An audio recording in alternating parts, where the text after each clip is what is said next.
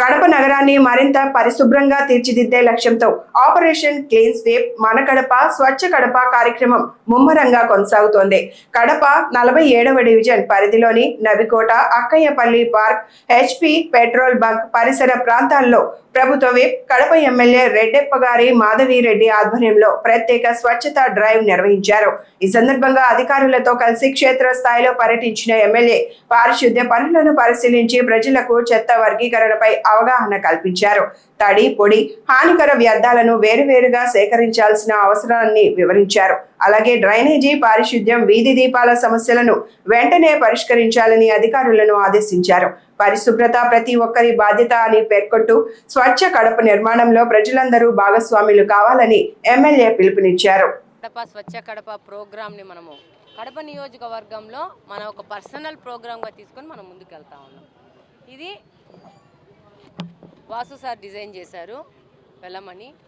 దీంట్లో కార్పొరేషన్ సిబ్బంది, health workers, సచివాలయ సిబ్బంది, దాంతోపాటు అత్యంత విలువైన మా వాళ్ళు, మా కార్యకర్తలు ఎప్పుడూ కడప చరిత్రలో లేదు.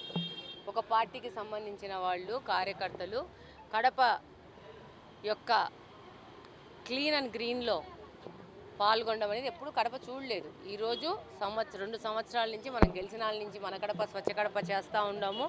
ఈ ప్రయత్నం ఆగేది లేదు, ఇది నిరంతరం జరుగుతూనే ఉంటుంది. మన కడపను మనం స్వచ్ఛంగా చేసుకుంటే ఈ ప్రక్రియలో డెఫినెట్గా ప్రజలు కూడా సహకరించేసి కడపను ఒక మార్పు దిశగా తీసుకుపోతారని సంపూర్ణంగా కోరుకుంటా ఉన్నాను, ఆశిస్తున్నాను. డెఫినెట్గా సాధిస్తామనుకుంటున్నాను.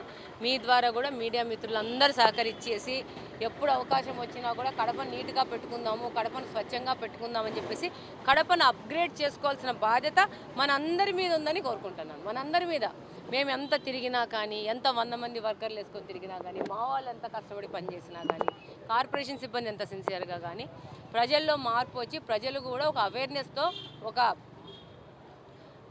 వాళ్ళ యొక్క ఆలోచనలో మార్పు వచ్చి మనం ఇక్కడ చెత్త వేయకూడదు, ఒక సోషల్ బిహేవియర్ అనేది మారాలా, కాలువలలో కవర్లు వేయకూడదు, బాటిల్స్ వేయకూడదు. ఇప్పుడు ఎక్కడ చూసినా కూడా ఇప్పుడు గంట నుంచి తిరుగుతున్నాము.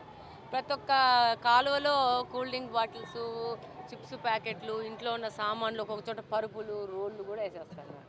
ఇది మారితేనే మనం కడపను కాపాడుకుంటాం. రేపు వర్షాలు వచ్చినాక నీళ్ళు పోతలేవు అని అంటే నీళ్ళు పోకపోవడానికి కారణం ఏంటంటే మనమే కవర్లు అన్నీ వేసేసి కాలువను పూడిపిస్తున్నాం. కాబట్టి తప్పకుండా మనందరూ మారి మన కడపను స్వచ్ఛంగా చేసుకొని సహకరిస్తారని కోరుకుంటున్నాను.